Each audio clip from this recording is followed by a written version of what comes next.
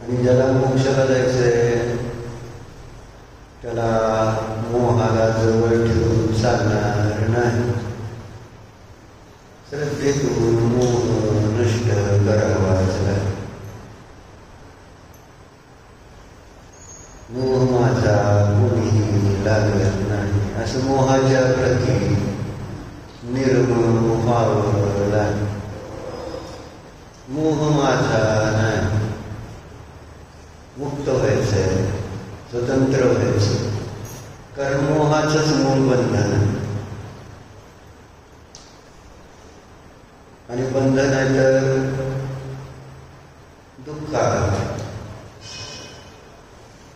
दुःखाचं कारण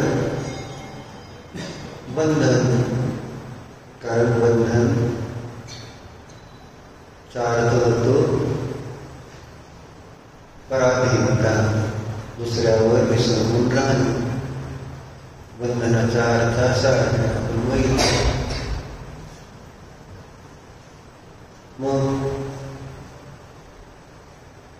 बंधन केवळ बाहेरनं आहे असं नाही, तर बंधन मुळात कोणतं आहे तर विचाराने बांधलं जातं. जसं आपण त्या उंटाची गोष्ट अनेक वेळा आहे. त्या व्यापाऱ्याकडे 100 उंट आणि तो घेऊन निघाला गावाला. मग वाटेत थांबला रात्री. मग 99 उंटाला बांधण्यासाठी खुंट्या होत्या, त्या सगळ्या ठोकल्या आणि दोरीनं 99 उंटांना बांधलं. राहिला होता 100वा उंट. आता काय करायचं? खुंटी शिल्लक राहिलेली नाही. मग काय करणार? मग केवळ खुंटी ठोकल्याचं आभास आहे. आणि दोरी घेऊन त्या खुंटीभोवती बांधली गेलेली आहे. असं सगळं सिच्युएशन उभा केलं उंटाचं. झालं सगळे 100च्या 100 उंट एका जागी थांबले. सकाळी उठल्यानंतर 99 उंटांना तर बांधलेलं होतं. प्रत्येकाची दोरी सोडली, उंटी काढल्या, घेऊन 100 उंट. त्याला बांधलंच नव्हतं, त्याच्यामुळं त्याला सोडायचा प्रश्न येत होता का? बांधलं नव्हतं.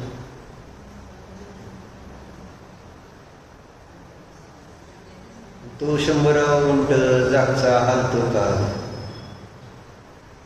कारण मला सोडलंच नाही तर मी चालायचं कसं? बाकीच्यांना सोडलं, मला कुठं सोडलंय?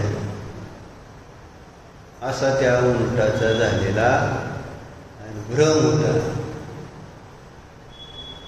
आणि म्हणून आता काय करायचं तर तेच जसं बांधण्याची ऍक्शन करून त्याला बांधले असा आभास निर्माण केला गेला, तसं सोडण्याचा पण आभास निर्माण करून मग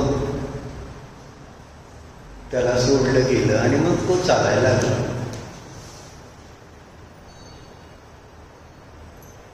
मग उंट कशाने बांधला का? कुंटीला दोरीने बांधला गेला होता का? कशाने बांधला गेला उंट?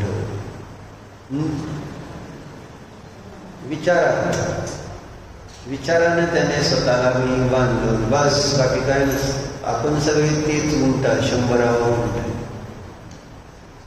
आपल्याला कोणी बांधलंय मला सांग? कोणी बांधलं?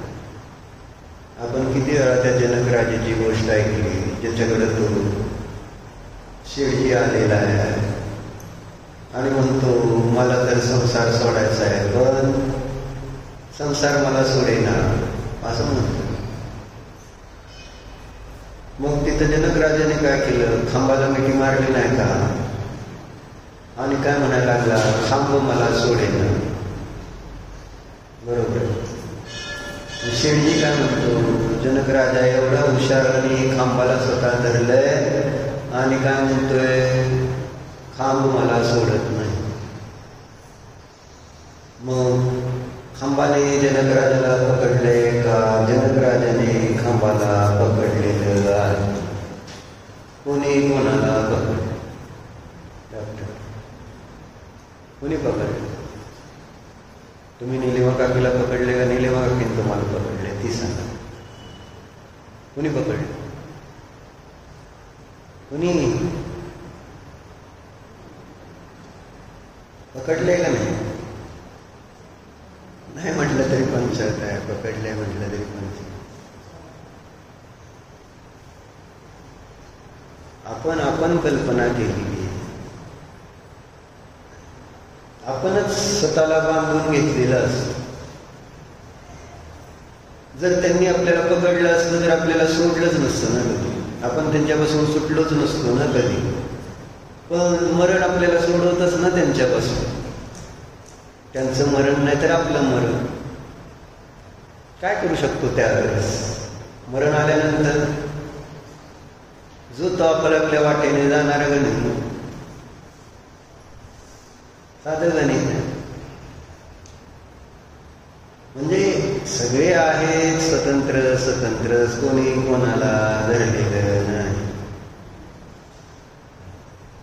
परंतु मोह असा आहे. मोह कसं? कीर मरकट से गहन आनंद आपण म्हणतो ना पूजनामध्ये. पोपटासारखी आणि माकडासारखी गहन मूर्खता असते. 2 उदाहरणं आपल्याला बघ. माकडाला पकडण्यासाठी आहे ना, छोट्या तोंडाच्या माठामध्ये शेंगा भरून ठेवते आणि माकड त्या मध्ये हात घालून मुठीत शेंगा भरून घेते. पण बाहेर आता हात कुठं निघतो?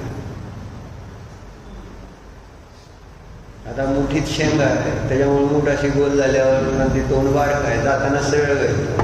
आता मूठ बांधून बाहेर काढता येते का हातात? मग कोणी त्याला पकडलं? कोणी पकडलं? कोणी पकडलं? काय मोह?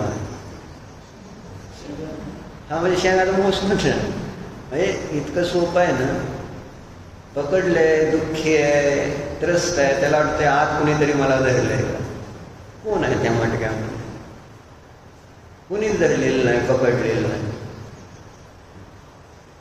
शेंगाने जर पकडलंय का मटक्याने पकडलंय, तर याचा मोह आहे त्या शेंगाच्या प्रती.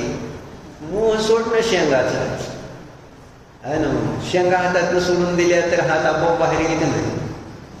शेंगा पण सोडायच्या नाहीत, हात पण बाहेर काढायचा आहे.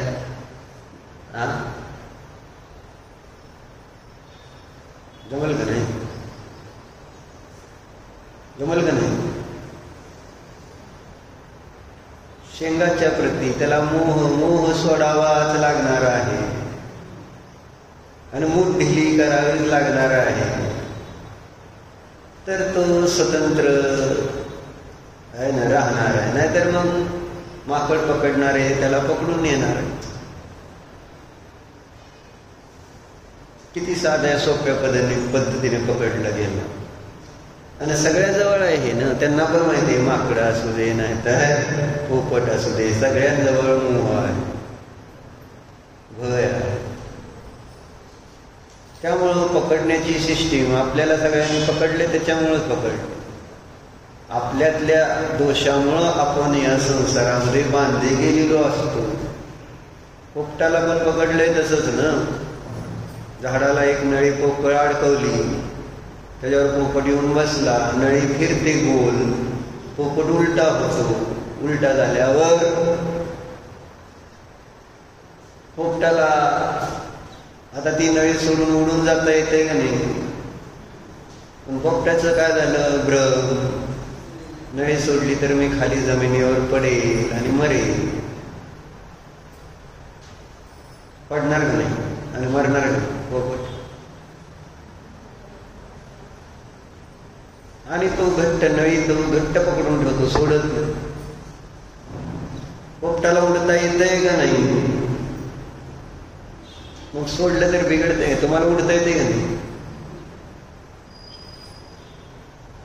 पण आपल्यामध्ये असलेली आपली कला आपण विसरतो. आपल्यामध्ये असणारी कला आहे ना ती, आणि त्याचा विसर पडला. कशाच्या निमित्तात?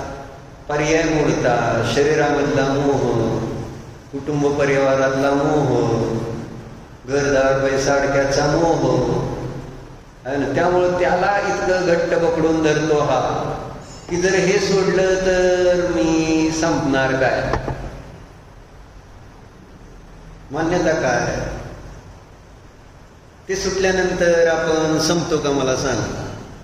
आणि मग रोज देवदर्शन कशासाठी केलं? त्यांनी सोडलं ते नेले काय? आपले देव त्यांनी सगळं सोडलं. आतला बाहेरचा सर्व प्रकारचा परिग्रह त्यांनी सोडला की नाही सोडला? सोडला. मग त्यांचं काय नुकसान झालं? त्यांची सत्ता संपली का? महाराजांची सत्ता संपते का दीक्षा घेतल्यामुळं? तुम्ही तर आनंदाने ते उत्सव साजरा करायला जाता, नाही का? सगळं सोडल्यामुळं दीक्षा महोत्सव साजरा करायला जातो की नाही आपण? कोणी दीक्षा घेतली तर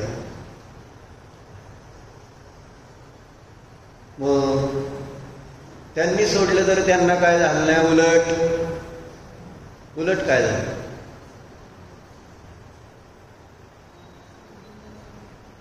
त्यांचं वैभव वाढलं का कमी झालं? कारण वैभव आले त्यांच्या चरणात नतमस्तक आहेत. वैभव वाढतं का कमी होतं वैभव सोडल्यानं? तुम्हाला वैभव वाढवायचं आहे का नाही? मग कोणता उपाय बरा आहे? सोडायचंय का वाढवायचंय?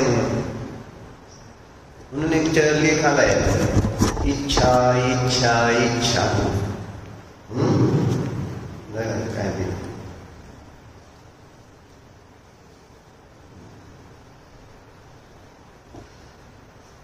जैसी ही एक इच्छा पूरी होती है ऐसी ही वैसे ही दूसरी जागृत हो जाती है. इच्छा संपदा, पूरा जीवन इच्छाओं को जरूरत का नाम देकर इनकी पूर्ति में लगे रहते हैं। इच्छा म्हणजे आपण त्याला काय नाव दिले? इच्छेला काय नाव दिले? आता वाचलं की काय नाव दिलं इच्छेला?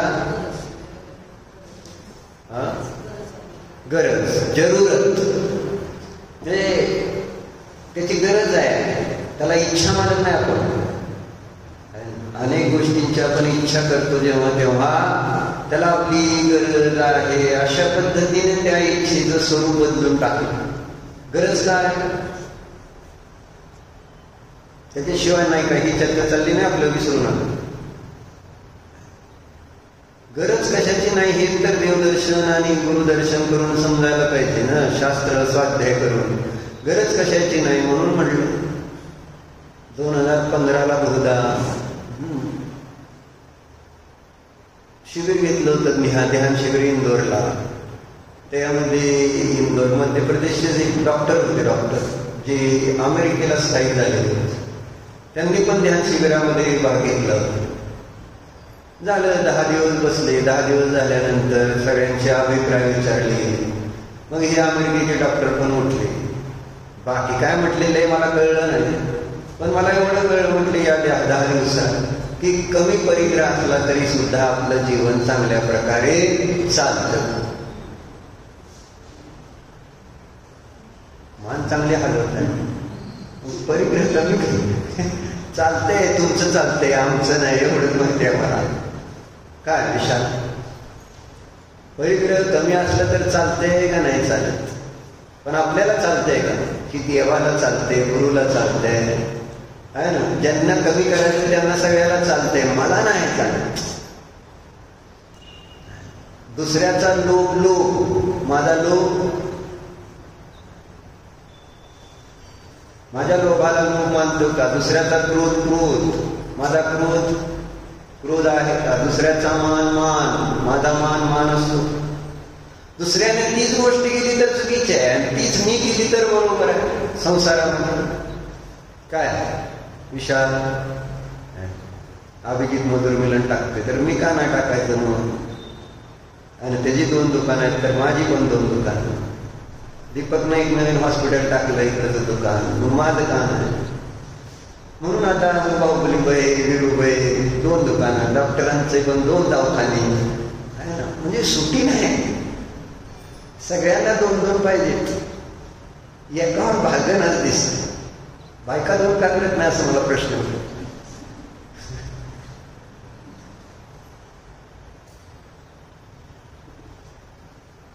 कशासाठी हे प्रश्न? गरज मानली का तुम्ही? आणि दुसऱ्या दुकानाची गरज आहे का नाही? एक सुद्धा दुकान नव्हतं तरी गरज नव्हती. तुमचं एक पण दुकान नव्हतं, एक दादाचं सुद्धा फक्त माहिती, तरी तुमचं चाललं होतं सगळं चांगलं. पण आता त्याच्यानंतर हम एक हमारे 2 कसं झालं? म्हणजे उलट झालं. हम 2 हमारा 1 झालं आणि परिग्रहामध्ये हम 1 और हमारे 2 दुकान. कसं म्हणजे 2 असतील तर 1 असलं तर चालतंय, पण 1 आहे आणि त्याला 2 दुकानं असल्यानंतर काय अपघात होते तुम्हाला कळते का? वेळ मिळतोय का देवाला? विशाल पोराला घरी घर आहे, घरात सोन्याचं ताट आहे, चांदीची भांडी आहेत, सगळं आहे. पण मुलाला घरात चांगलं फर्निचर, घर चांगलं सगळं आहे, पण मुलाला वेळ नाही घरी येऊन जेवायला. विशाल आहे का वेळ? काय नाही. डबा नाही नेला तर ती घरी येतच नाही, म्हणते जेवायलाच येत नाही. किती चांगला वर्गा बघा, गिऱ्हाईक सोडायचं नाही म्हणून येत नाही, बाकी काय येत नाही. विशाल काय म्हणजे ते गप्प जाऊन आपल्या हातात काय आहे म्हणून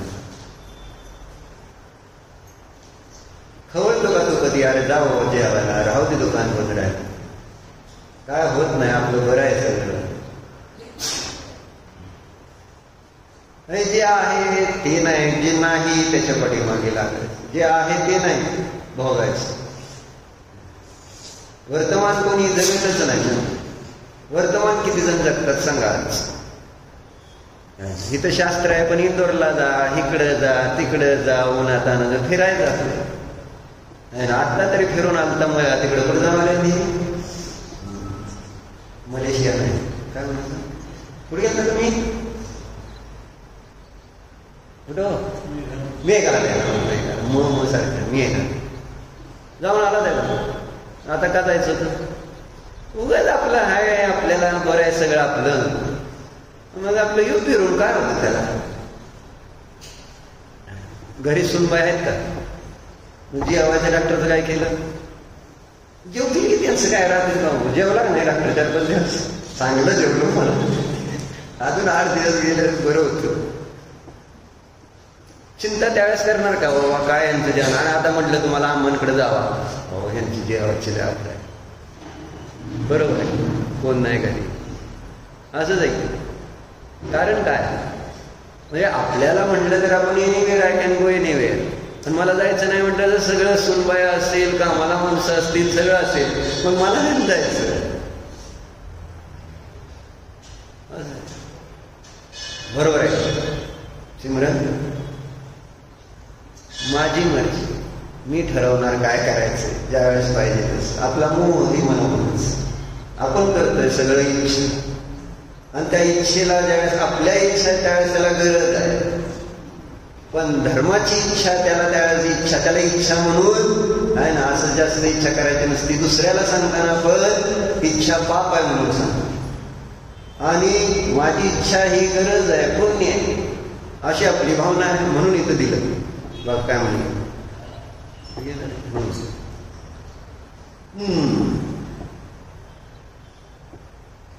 जीवन इच्छाओं को पूरा जीवन इच्छाओं को जरूरत का नाम देकर इनको इनकी पूर्ति में लगे रहते हैं. कशासाठी सांगायला लागले हे विरुबाई?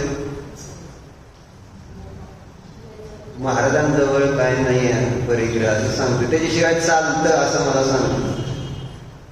ही चर्चा चालली होती ना, हे शिकायचं ना, परिग्रहाशिवाय चालतं, हे आपण त्यांच्याकडनं शिकायचं. वैभव कोणाचं जास्त आहे ही चर्चा चालली होती. आपलं वैभव जास्त का महाराजांचं वैभव जास्त? ज्यांनी त्यागलं त्यांचं वैभव वाढतं का ज्यांनी साठवलं त्यांचं वैभव वाढतं? कोणाचं वैभव वाढतं? आपली मान्यता काय आवश्यक? आपण जेवढं साठवणार तेवढं आपण श्रीमंत, आपण जेवढं सोडणार तेवढा पण गरीब. ही आपल्या बुद्धीमध्ये बसलेली श्रीमंती आणि गरिबीची व्याख्या. जेव्हा की आपल्याला दिसतंय चक्रवर्ती सुद्धा मुनींच्या चरणामध्ये नतमस्तक होतो, षटखंडाधिपती होता की नाही? सगळेजण तुम्ही महाराज आल्यानंतर त्यांच्या चरणामध्ये नतमस्तक. तुम्ही श्रीमंत का ते श्रीमंत आहे? सांगा आता सांगतो ऐका ना, कोण श्रीमंत? डॉक्टर महाराज का तुम्ही? चांगलं आहे, महाराजाला म्हणताय अजून तरी बरं आहे. अजून कशाचा महाराज श्रीमंत असं. मग बघा, जरूरत का नाम देकर इनको इनकी पूर्ति में लगे रहते. छोटी गाड़ी से बड़ी गाड़ी, छोटे घर से बड़ा घर है ना. इथं छोटं दुकान आता मोठं दुकान, बरोबर आहे का? मग अपने देश में घूमने के बाद विदेश में घूमने की इच्छा. आपला काही नातेपुतेमध्ये काय शास्त्र झाल्याची काय झालं, आता बाहेर जाऊ इकडे. अपने देश को छोड़कर दूसरे देश में घूमने की इच्छा, शादी की इच्छा, फिर बच्चों की, और उसके बाद वो पढ़ लिख कर अच्छी नौकरी या व्यवसाय करे ये इच्छा, अपने को दूसरों से श्रेष्ठ साबित करने की इच्छा, समाज में यश और मान पाने की इच्छा. कहने का मतलब है कि कोई अंत नहीं है इनका. जीवन का अंत आ जाता लेकिन इच्छाओं का नहीं. बरोबर. मरण आलं म्हणून सगळ्या इच्छा संपतेत का? मरण आल्यावर इच्छा अपूर्ण राहिला म्हणून आपल्याला जास्त आकुलता होत. काय असत अज्ञानीचं मरण म्हणून तर दुःखदायक सांगितलं. कारण त्याला इतकी आकुलता आहे, जे आपण आयुष्यभर कमवलं ते सगळं सोडायचं, बरोबर, साठवलेलं, आणि अजून जे साठवायचं होतं ते करता आलं नाही म्हणून दुःख आहे, बरोबर. वर्तमान त्याला कुठं माहित आहे? अज्ञानीला वर्तमान कधी जगतच नाही. अज्ञानी भूतकाळामध्ये जगतो, नाहीतर अज्ञानी भविष्य काळामध्ये जगतो. अज्ञानीला वर्तमान हा काही माहितीच नाही. आपल्याला माहिती आहे का? बघ, आपण कुठं जगतो? वर्तमानात जगतोय का भूत भविष्यात? कुठं जगतो? चिंता कशाची? भूतकाळात काही घटना घडल्या त्याच्या विचारानं आपुलीत, नाहीतर भविष्य काळात काही घटना घडल्या पाहिजे अशा भावनेनं चिंतित. म्हणून कबीरजी काय म्हणतात? कबीरांनी एक दोहा लिहिला, आयु घटती घटती जाय, इच्छा बढ़ती बढ़ती जाय. आयुष्य घटत चाललेलं आहे आणि विशाल इच्छा कमी होत चालले का वाढत चालले? लहानपणी वेगळ्या इच्छा आहेत, तरुणपणी वेगळ्या इच्छा आहेत, वृद्धपणी वेगळ्या इच्छा त्याला सुट्टी नाही. आणि त्याचं कारण माहिती नाही की बाबा इथं सगळं काय आहे. बाहेरचं किती साठवलं, किती गोळा केलं, आणि बाहेरच्या पदार्थासंबंधी किती मोह केला तरी त्याच्यात समाधान कोणाचं झालेलं होणार नहीं. जो सांसारिक इच्छाओं से थोड़ा पीछे हटते हैं तो मोक्ष पाने की इच्छा जागृत हो जाती है. आता इथं शास्त्र स्वाध्याय वाल्याला सांगते, संसार सोडला तर आता शास्त्र स्वाध्याय आला तर कोणती इच्छा? मला मोक्षात जायचं, मला मोक्ष. इच्छेला सुट्टी द्यायची नाही, कारण सवय त्याची लागली तर धर्म करायला लागला तरी नवीन इच्छा सुरू झाल्या तो उसके पीछे भागना शुरू कर देते हैं. ये सिलसिला चलता ही रहता है. कल ही तो मुकम्मल ख्वाहिशों की नई चादर ली थी, है ना. कमबख्त आज फिर हसरतों के बैग चादर से बाहर हो गई. उर्दू मध्ये एक शायरी की कल ही मुकम्मल ख्वाहिशों की नई चादर, नवीन घेतली ती चादर कालच, आहे ना.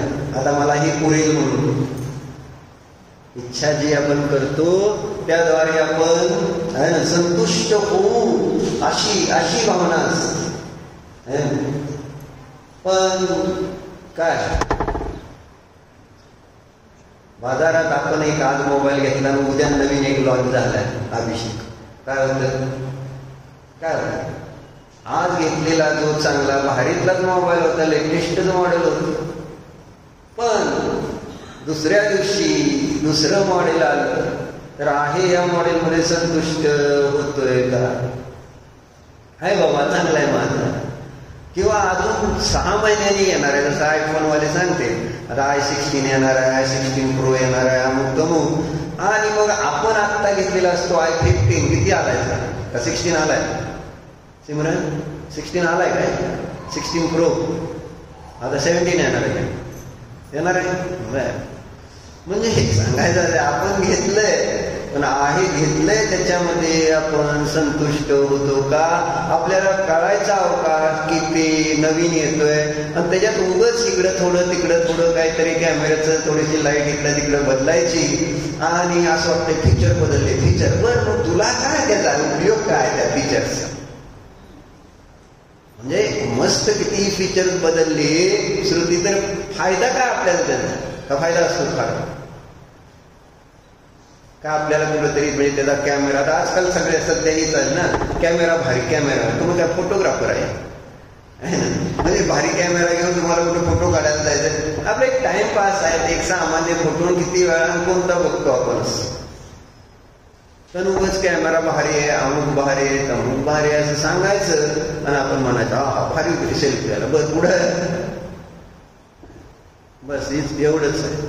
म्हणून म्हटली तर काय, कालच मी एक नवीन वस्तू ग्रहण केली, चादर घेतली आणि आज बघतोय तर माझे पाय त्या चादरीच्या परत बाहेर आलेले आहेत. ती चादर कमी पडते का नाही? आणि आपल्याला ती गोष्ट माहिती आहे त्या शेतीची, त्या शेतकऱ्याची, गरीब शेतकऱ्याची.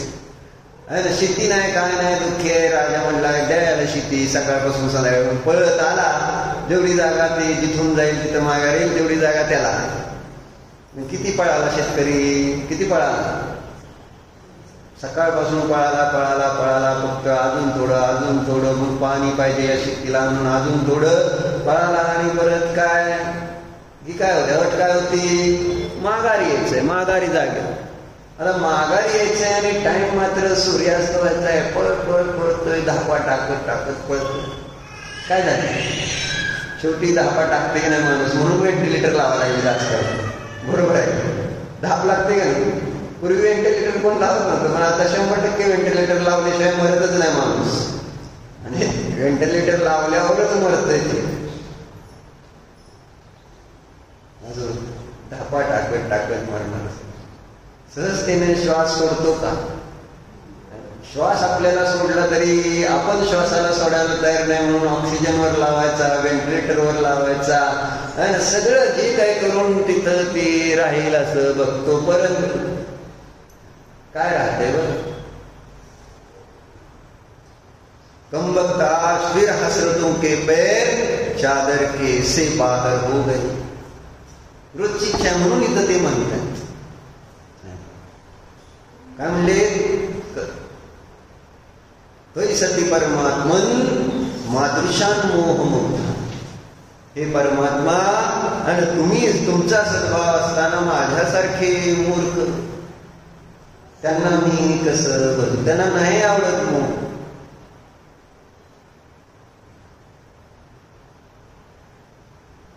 कारण त्यावर त्यांनी चिंतन, मनन, विचार केलेला आहे. मोहाचं अडचण काय, मोहाचा त्रास काय हे समजून घेतलेले. आणि त्यामुळं मला ही जीव बघायचे नाही असं स्पष्ट सांगतो. कारण मला आता मोह दुःखदायक आहे हे समजलंय. आणि माझं पूजन, अर्चन, भजन गुणाचं चाललंय दिवस रात्र, हे खटकतंय. पुढे काय दिलं बघा, कुछ लोग धन सुविधाएं आने से सुखी हो जाते हैं और इनके जाने से दुखी हो जाते हैं. यह सच है कि खुशी हमेशा अलग अलग लोगों द्वारा अलग अलग परिभाषित की जाती है. किसी की खुशी दूसरे के लिए दुख साबित हो सकती है. तो आखिरकार खुशी क्या है? खुशी एक भावना है जो हम मनुष्य स्वयं के भीतर खोजते हैं. एक वस्तु थोड़ी देर के लिए किसी व्यक्ति को खुश कर सकती है, लेकिन खुशी पूरे जीवन काल के लिए होती है.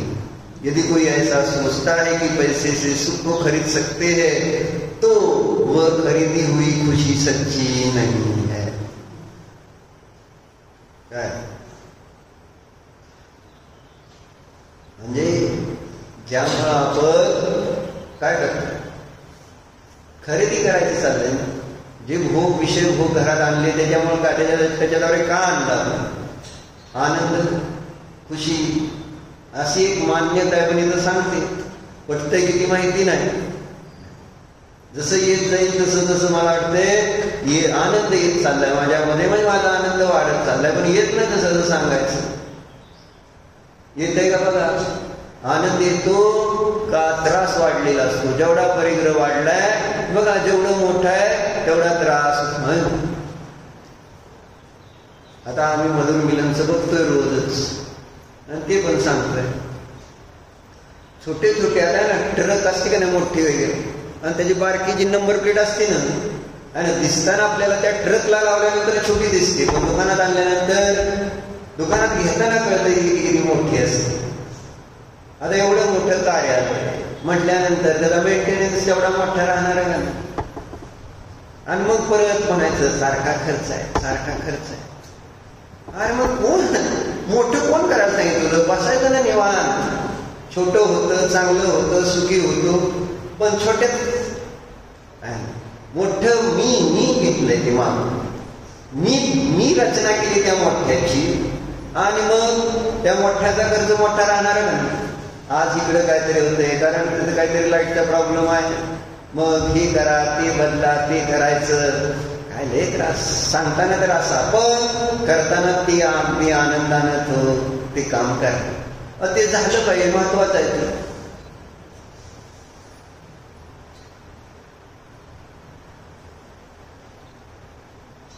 साधं एक गेट नीट करायचं होतं, त्याला किती त्रास. एका गेटसाठी आम्ही 7 लाख रुपये खर्च केला. मध्ये दिसताना तुम्हाला ते दिसते ना का 7 लाख रुपये खर्च केला म्हणून? 3 दिवसात 7 लाख गेले. एक गेट, कारण गेट जरा आमचं ते 20 फुटाचं झालं आणि त्याच्यामुळे ते त्याचा कॅन्टिलिव्हर 20 फुटाचा कॅन्टिलिव्हर लोड सहन होतो का असा, आणि त्यामुळे ते असं उतरायचं. मग आता करायचं का, उतरलं तर खाली सगळी माती, मग ते सरकत नाही गेट. आणि 20 फुटाचं गेट उघडायचं तर आहे, करायचं. मग त्यांनी सांगितलं हे करा, खाली असं सिमेंटचं करून घ्या, ट्रिमॅक्स वगैरे. पण ट्रिमॅक्स एवढ्या पुरतं करून होतंय का? मग वतायचं म्हटलं तर वतायचं झालं तर ते 7 लाख रुपये 7.5 लाख रुपये गेले.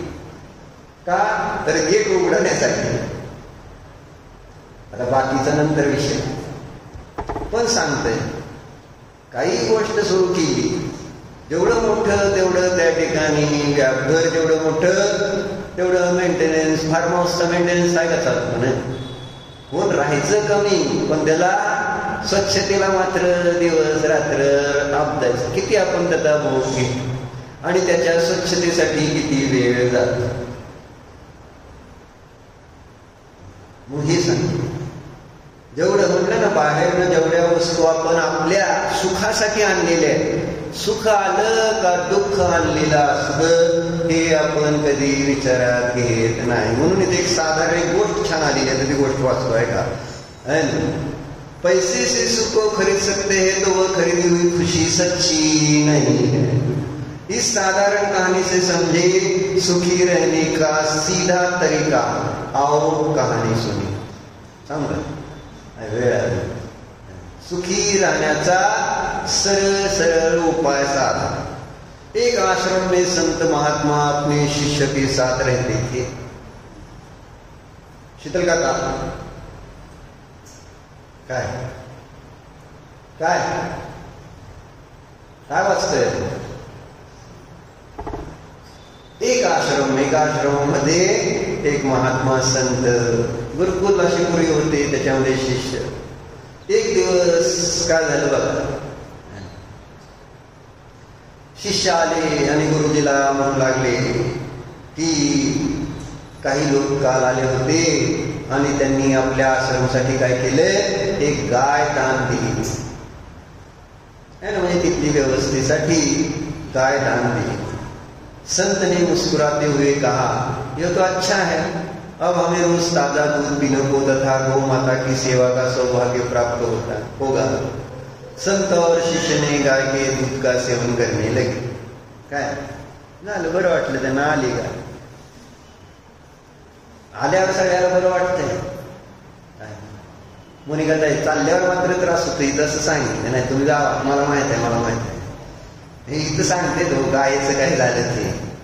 गाय आल्यावर खुश झाली.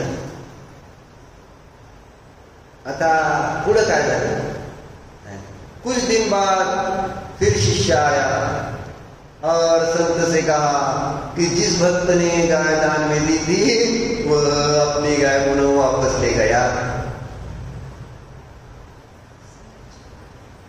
परत द्यायचं म्हटलं की जसं गल्ल्यात आलेले पैसे, जसं आमच्या मदर मुलांचं एकाने बुकिंग केलं आणि बुकिंग केल्यावर 21,000 पण भरले, परत त्याचं आहे ना 99,000 रुपये भाडं पण भरले काय, आणि नेमकं लग्नाच्या आदल्या दिवशी ते कॅन्सल झालं. काय कॅन्सल झालं असं समजा. आता काय करावं लागणार, किती पैसे आले त्याच्याकडनं, 90 + 21 असं धरा, किती झाले, 1,11,000 रुपये त्याने आमच्या गल्ल्यात दिले. आम्ही काय मानलं, ते आमच्या अजून लग्न नाही काय नाही बरं का, ते काय म्हणलं, माझे असं अभिजितचा त्रास, म्हणजे अभिजितचा त्रास कुठून सुरू झाला, 1,11,000 दिले. त्याच्याबद्दलचं ममत्व त्या क्षणापासून चालू झालं. माझे पैसे आहेत, मी पैसे आहे म्हणून झालं. आणि योगाने त्याचं लग्न काहीतरी कारणास्तव तिथं कॅन्सल झालं. आता तो मनुष्याला पैसे माघारी आता 1,11,000 सोडणार आहे का कोण सांग? बाहुले भाई तुमचं असं झालं काय करणार? जाऊ दे बाबा, त्याचं आता तारीख तर दुसरी मिळते का कार्यालयाला? मला सांग, मिळणार आहे का? लगेच 1 दिवसात तारीख मिळते का? नाही. मग आता 1,11,000 माघारी द्यायची कशी? तुम्ही मागणार का नाही मागणार बाहुले भाई? हा, कशाच्या बेसवर मागताय? मागणार म्हणून मग आमचं 1,11,000 तुमच्या सोन्याच्या दुकानात ना आम्ही काय नाही येतो. म्हणजे नुकसान जेव्हा त्या ठिकाणी होतं त्यावेळेस माघारी. तुम्हाला तुमचं नुकसान दिसतंय, समोरच्याचं दिसतं का? त्याचं पण नुकसान आहे. पण नाही, प्रत्येकाला आपला स्वार्थ. मोकळ्यात आपण काय लग्नच घेतलं नाही, आपण कार्यक्रमच केला नाही, मग काय 1,11,000 द्यायची? बरोबर आहे, त्याचा विचार कसा राहणार? आणि ज्याचं तो मालक आहे तो काय विचार करतोय? माझं आता ते दुसरं मला आता कार्यक्रम मिळणार नाही, मग माझं ते 1,11,000 नुकसान झालं. बरोबर. आता पैसे परत द्यायचे म्हटल्यानंतर आता घेणारा जो असतो ते तर काही झालं तर पैसे माघारी घ्यायचेच. पण देणाऱ्याला किती त्रास. एकदा गल्ल्यात पैसे पडलेच. काय राजकुमार, मोटर घेतली, पैसे आपल्या ह्याच्यात ठेवले आणि परत सांगितलं की नाही कॅन्सल झाली मोटर, नको आहे, पैसे मागायला. काय होईल?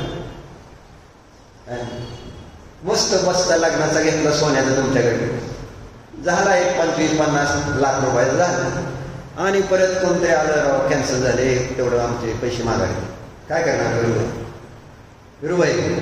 50 लाखाचं सोनं झालं तर हे काय करणार आहे? माघारी देणार का 50 लाख? का त्याचा नफा काढून घेणार? 50 लाखासाठी तुम्ही अगदी एक दिवस घालवला असं समजून. 1 दिवस अख्खा गेला तुम्हाला त्याला समजावून सांगण्यामध्ये आणि सगळं त्याने घेतलं. आणि परत दुसऱ्या दिवशी आला म्हणणार राव कॅन्सल झालं असं लग्नाचं, तर ते 50 लाख तेवढे मागायचे. आणि त्यानं आता तुम्ही दुसऱ्या गिऱ्हाईकाकडे बघितलं नाही आणि तेच गिऱ्हाईक बघत माघारी देणार का? आणि देणार कशी देणार? अहो मी बुकिंग केलंय, पुढं सगळं असं झालं तसं झालं, तुम्ही सांगता. पण ती मनुष्य नाही राव, मला माघारी द्यावं लागतं. काय करणार? घेताना त्रास वाटला नाही. घेतानाच त्रास असतो हे मात्र अजून आमच्या लक्षातच येत नाही. लग्न करताना त्रास वाटला अभिषेक तुला कधी? कुणाला? पण बायको सोडून जाणार म्हणजे किंवा तू सोडून जाणार ना, मरण आल्यानंतर असं चाललं, त्यावेळेस त्रास होईल का नाही? काय मरण येणार आहे का तुला? नाही तर सिद्धीला येईल का नाही? त्यावेळेस दुःख होईल का सुख होईल? म्हणून लक्षात घेतलं पाहिजे, संयोग होताना सगळ्याला आनंद, जन्म झाला भारी भारी भारी, अरे मग मरताना मग इतकं का रडतो? म्हणून संयोग होताना सावध राहा. म्हणून इथं यांचं संतांचा विचार बघा. काय झालं? आली गाय आनंदी झाली. काय म्हणले? आणि आता बरं आहे, रोज ताजं ताजं दूध वगैरे सगळं प्यायला मिळेल, आपल्याला सेवा करता येईल गोमातेचे, आनंदी. दोघं काम, आपलं शिष्य गुरुचं काम चाललं. आणि तो परत काही दिवसांनी काय झालं? घेऊन गेला. घेऊन गेल्यावर मग परत शिष्याने सांगितलं, गुरुजी काय म्हणाले बघा, संत नाही मुस्कुराते हुए कहा. परत संत हसत होते. पैसे माघारी का? ठीक, कसं माघारी पाहिजे. गेलं तुझं नुकसान होतं ना, तुझ्या घरात प्रॉब्लेम आला ना, घे बाबा, तुझ्या पैशासाठी मी त्रागा का करू? आपल्याला जीवाची व्हॅल्यू कमी होते, पैशाची वाढलेली असते, त्याचा त्रास होतो. ज्याला जीव कळला ना त्याला पैसे गेले आल्यानंतर फार मोठं पडत वाटत नाही. पण आजकालचं प्रॉब्लेम असतो आहे धन, सगळीकडे धन, धनाला इतकं इम्पॉर्टन्स, त्याच्या पुढं त्या ठिकाणी कोण आहे काय हा नाही, पैसा आधी. तो नातेवाईक असू दे, नाहीतर ग्राहक असू दे, नाहीतर कुणी असू दे, आधी काय? पैसा झाला मोठा. खोटा नाही, पैसा झाला मोठा आणि पाऊस आला मोठा, असं होतं ऍक्च्युली विशाल. पण आता काय झालंय, पैसा झाला मोठा, माणूस झाला छोटा.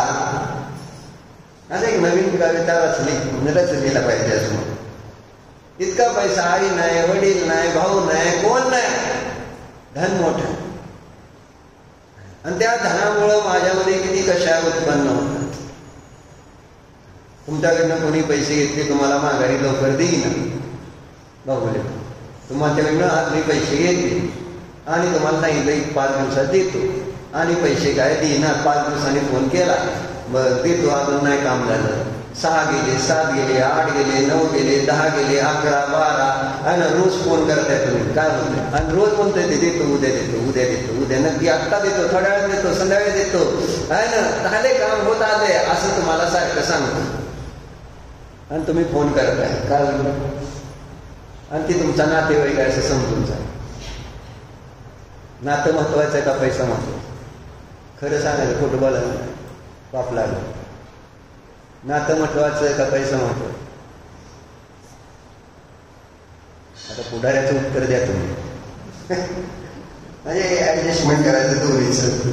नातं पण महत्वाचं आहे, पैसा पण महत्वाचा आहे. पैशाची व्हॅल्यू 0 आहे. नात्याचं महत्व किती मोठं आहे. आणि कसलीच नाती नाही, ना खाऊ प्यायच्या खायच्या प्यायच्या बाबतीत पण नाती नाही. जेवलाय का उपाशी राहिला शेजारचं माहिती नाही, आणि शेजारच्यालाही काय घेणं देणं नाही. बाबा नाही, मला शेजारच्याला मला मागायचं नाही, आहे ना. नातं असलं शीतल का काय ना, नातं असलं तर असं हक्काने, बाबा माझ्याकडे आज कोण नाही, मी तुमच्याकडे द्यावा येतो असं तुम्ही म्हणू शकताय. आणि म्हटलंय कधी, आठवते का असं जन्मात लहानपणी म्हटलं असेल, इकडे तिकडे गेलं, कुठे गेलं तर आपण पाहुण्याकडे जेवायला करावं. आज शेजारी म्हणावं लागलं, काय मिळालं, शेजारी बोलवा जेवायला, तरी म्हणायचा सुद्धा त्रास हवा या. आणि विचारताना आली का तुमची, ती आली असली तर मग काय मला करत नाही, नसली आली तर बघा.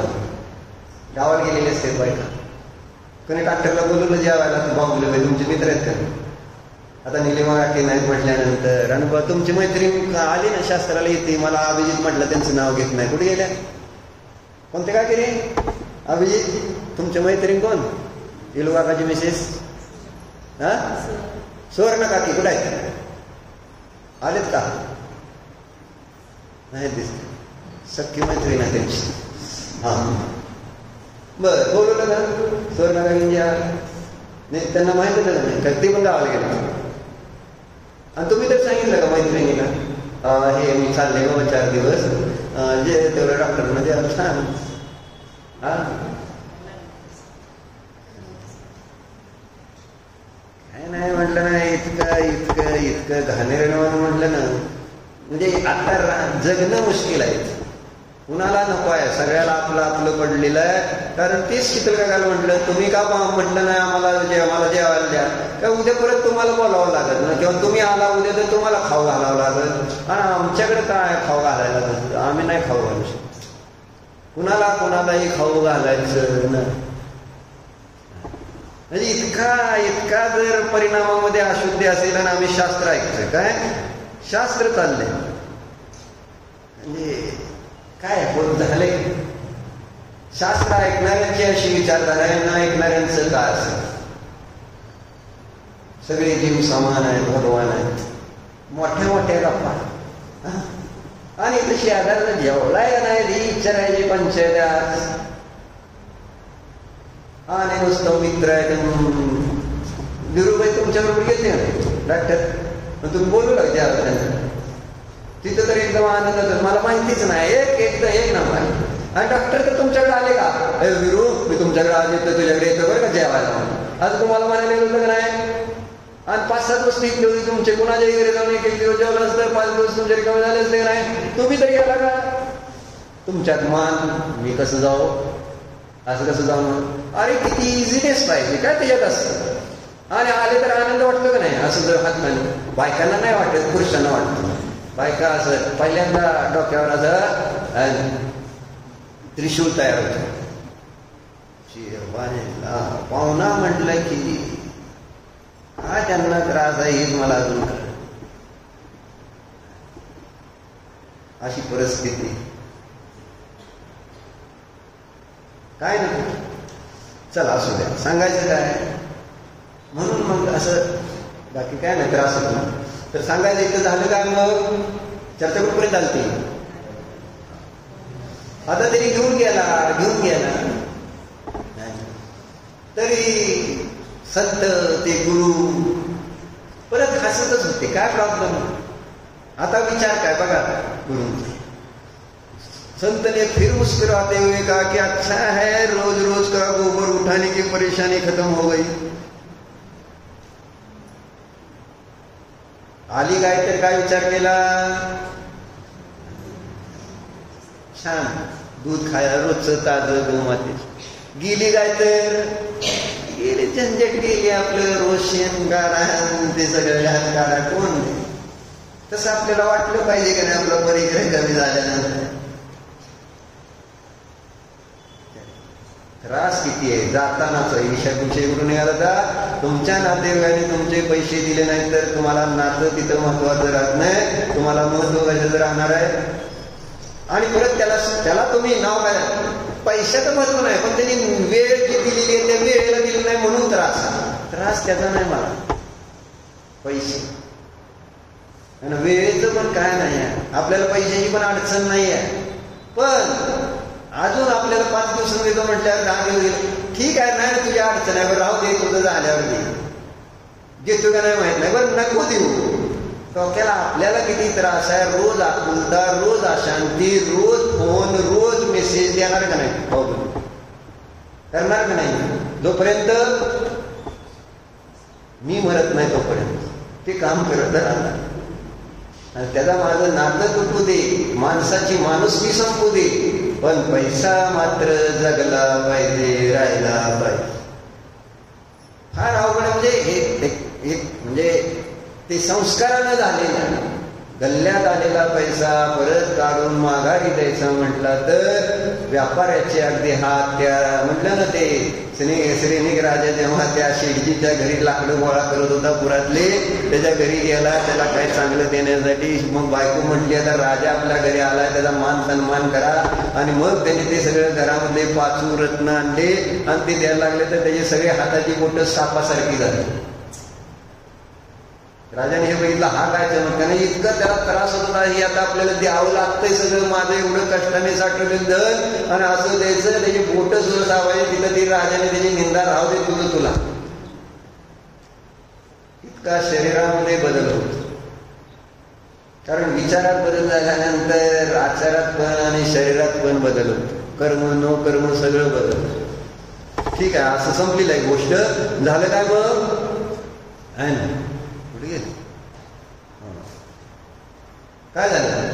रोज रोज का गोबर उठाने की झंझट खत्म हो गई असं गुरु म्हणाले. काय इस कहानी की सीख यही है कि परिस्थिति कितनी विपरीत क्यों ना हो, अगर हम अपनी सोच पर नियंत्रण करें और सकारात्मक सोचे तो हम अपने जीवन को सुखी जीवन बना सकते हैं. भगवद गीता में भगवान श्री कृष्ण ने कहा है कि असंशयम ही महाबहु मुनो दुर्निर्ग्रहम चलम अभ्यस्यासेन तू कौन्तेय वैराग्येन च गृह्यते. हे महाबाहो, निश्चय यह मन कठिनता से वश में आता है, इसमें कोई संशय या संदेह नहीं है, किंतु अभ्यास और वैराग्य अर्थात अनिच्छा से तो इस मन या इच्छा पर, मोह पर नियंत्रण या निग्रह कर सकता है. अभ्यास करावा लागेल. आणि म्हणून इथं मंगलाचरणामध्ये पद्मप्रभू मधारी देव काय म्हटले आहे ना, काय म्हणले, वै सती परमात्मन मादृशानुमोह. तुम्ही तुमच्यासारखे निर्मोही असताना मी त्या ठिकाणी माझ्यासारख्या मोही जीवांना का बरं पोचतो. ही कुठंतरी आपल्या विचारामध्ये गाठ बांधा, सगळं दुःख हलतो. ओम नमो प्रभोते मनोजन काय कृतज्ञ सर्व समर्प क्रोधमान माया इत्यादी माझ्याकडून या भवात पूर्ववाद खरे शास्त्र गुरुयांचा घेतलेल्या प्रथम व्यतिक्रमातीच्या केंद्रीयापासून वंचित ज्या काही जीवांची हिंसा वगैरे काही दिवस स्वाध्याय करीत असताना घडलेल्या या सर्व गोष्टी मी पश्चाताप व्यक्त करून क्षमा मागतो. हे माझे सर्व दोष मिथ्या, मी माझ्या मंदिरा या सर्व दोषाविषयी मी प्रायश्चित्त करतो.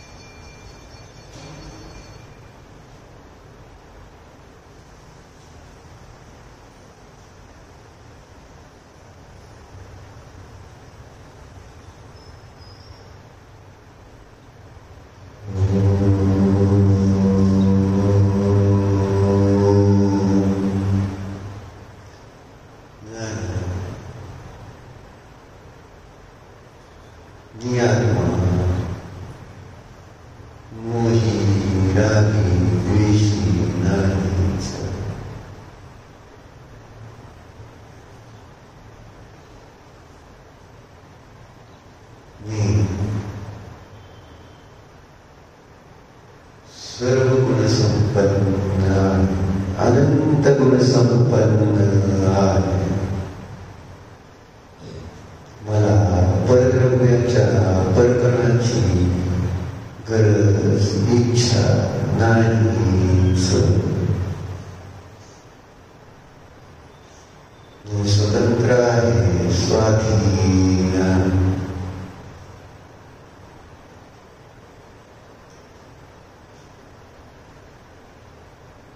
स्वयं आनंदी आहे.